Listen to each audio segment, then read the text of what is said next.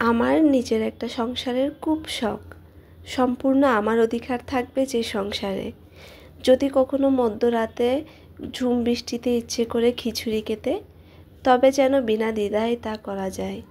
কিংবা কোনো সন্ধ্যাবেলায় যদি ইচ্ছে করে ফুচকা খেতে, তা যেন বানিয়ে খেতে পারি কোনো কৈফিয়ত দেওয়া ছাড়া।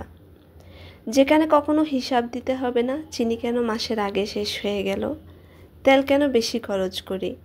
যেখানে কোনো নতুন রেসিপি বানানোর সময় ভয়ে ভয়ে থাকতে হবে না, যদি ভালো না হয় অপচয়ের অপবাদ গায়ে মাখতে হয়। যেখানে গোসলের আগে চুল আঁচড়ানো নিয়ে কিংবা পানি বেশি খাওয়া নিয়ে কথা শুনতে হবে না। যে সংসারে ইচ্ছে মতো মেহমানদারি করা যাবে, মেহমানদার সাথে হেসে কথা বলা নিয়ে কৈফিয়ত দিতে হবে না। বিকেলের অবসরে ছাদে যাওয়া নিয়ে কোনো কথা শুনতে হবে না। কিংবা কোনো দিন জ্যোৎস্নাস্রাত রাতে খুব মন কেমন করা নিয়ে ঘুমাতে যেতে হবে না। সকালে ঘুম দেরিতে ভাঙলে কিংবা দুপুরে ঘুম সময় মতো না ভাঙলে ভয়ে থাকতে হবে না।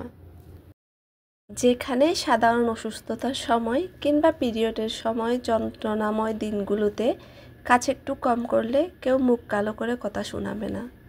প্রতিটি মেয়ের মনের ভেতর আজীবন লালিত হয় নিজস্ব একটি সংসারের ইউনিভার্সাল ট্রুথের মতো সত্য এটি। অধিকাংশ মেয়ে সেটা পায় না আমাদের সমাজে। ব্যবস্থাটাই এমন, যেখানে আলাদা সংসার করাটাকে বাঁকা চোখে দেখা হয়। কিন্তু যৌথ পরিবারে ঠিক কতটা সংসার করা হয়, মানসিক শান্তিতে থাকা হয়, সেটা কেউ তলিয়ে দেখে না। দাম্পত্য জীবনের প্রাইভেসিটা যে কত বড় জিনিস, যেটা অধিকাংশ মেয়েই পায় না। স্বামীদের দায়িত্ব এখানে বিশাল।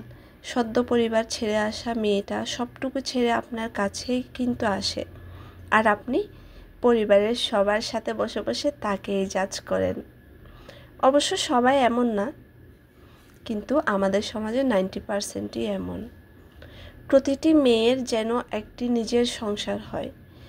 খুব করে চাই আমি এই বৃষ্টিমুখর বিকেলবেলায় প্রার্থনায় যেন তার বৃষ্টি ভেজা ছাদে গিয়ে চা খাওয়া কিংবা সময় কাটানো নিয়ে কারো প্রশ্নের সম্মুখীন হতে না হয়।